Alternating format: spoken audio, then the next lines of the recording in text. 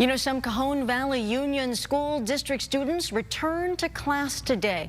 We have video of the district reopening for some in-person learning as part of their summer program a couple of months ago.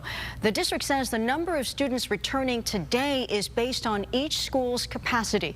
The majority are in the lower grades. The district says inside students and teachers will wear masks and social distance.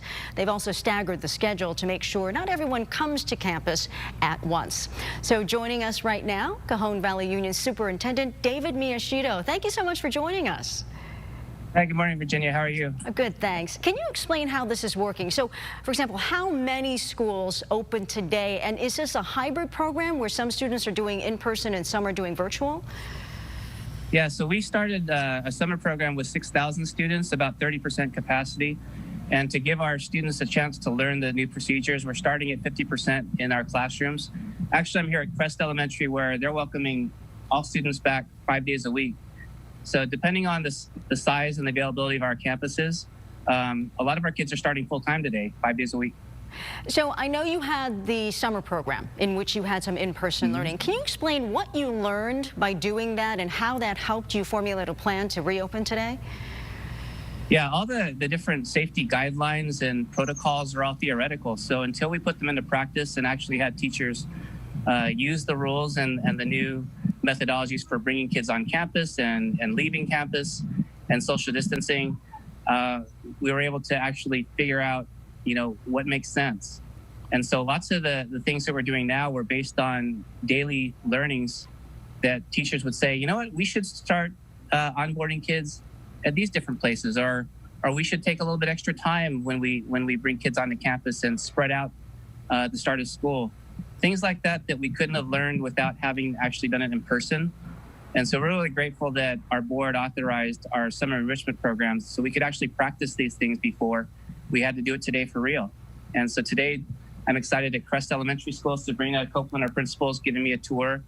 And our kids and parents are so happy. They're so excited. So happy. Yes, so happy. Thrilled to be back.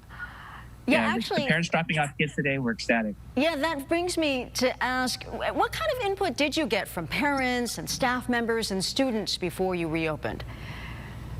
We actually surveyed way back in May because we had planned to open school in August for everybody.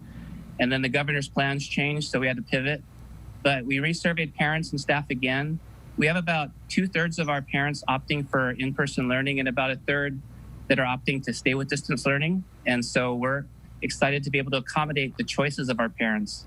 And I think that that's important, that we give our parents choice. Yeah, that absolutely, I'm sure, is something that makes a lot of people happy because, as you know, not everyone feels the same way.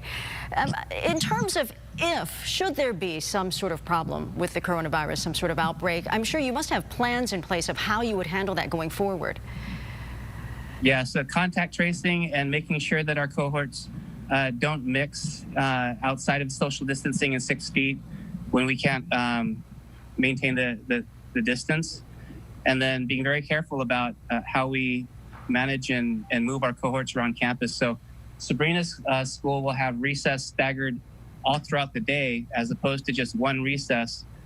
Kids are using the outside space and indoor space very strategically to make sure that they're not crossing paths, but also having a maximized indoor-outdoor experience. Now, for other districts that may be watching you, what would you say was the biggest challenge in getting everything together to do this?